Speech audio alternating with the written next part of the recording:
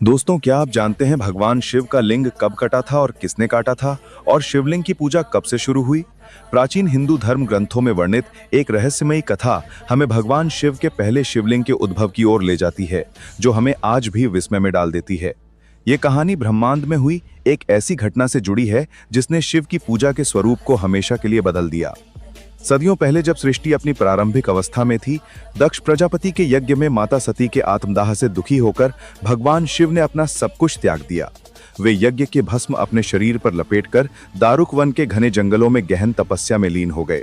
ये स्थान जल्दी ही शिव की तपस्थली के रूप में विख्यात हो गया, जहां उनकी कठोर साधना प्रकृति की शांति से एकाकार हो गई थी। इन्हीं घने जंगलों में वशिष्ठ आदि सप्तऋषि अपनी पत्नियों के साथ कुटिया बनाकर तपस्या कर रहे थे। एक दिन जब भगवान शिव दिगंबर अवस्था में ध्यानमग्न थे, सप्तऋषियों की पत्नियां जंगल में कंदमूल, फल और लकड़ी इकट्ठा करने निकली। उनकी दृष्टि जब शिव के सुगठित और तेजस्वी दिगंबर स्वरूप पर पड़ी तो वे उनके अलौकिक सौंदर्य और तपस्या से मोहित हो गईं। शिव अपनी गहरी तपस्या में लीन थे और उन्होंने उनकी ओर कोई ध्यान नहीं दिया। ऋषियों की पत्नियां काम के वशीभूत होकर वहीं मूर्छित होकर गिर पड़ी। जब पूरी रात बीत जाने के बाद भी वे कुटिया में नहीं लौटी तो सुबह ऋषियों ने उन्हें ढूंढना शुरू किया। ऋषियों ने देखा कि उनकी पत्नियां मूर्छित पड़ी हैं और भगवान शिव समाधि में लीन हैं। इस दृश्य को देखकर अज्ञानता और संदेह के कारण उन्हें लगा कि भगवान शिव ने उनकी पत्नियों के साथ दुर्व्यवहार किया है। क्रोधित होकर सप्तऋषियों ने भगवान शिव को शाप दिया, तुमने हमारी पत्नियों के साथ व्यभिचार किया है, अतः तुम्हारा लिंग तुरंत तुम्हारे शरीर से अलग होकर गिर जाए। ऋषियों के इस शाप से भगवान शिव ने अपने नेत्र खोले और शांत भाव से कहा, आप लोगों ने मुझे संदेहजनक परिस्थितियों में देखकर अज्ञानता के कारण ऐसा किया है, इसलिए मैं इस शाप का विरोध नहीं करूंगा।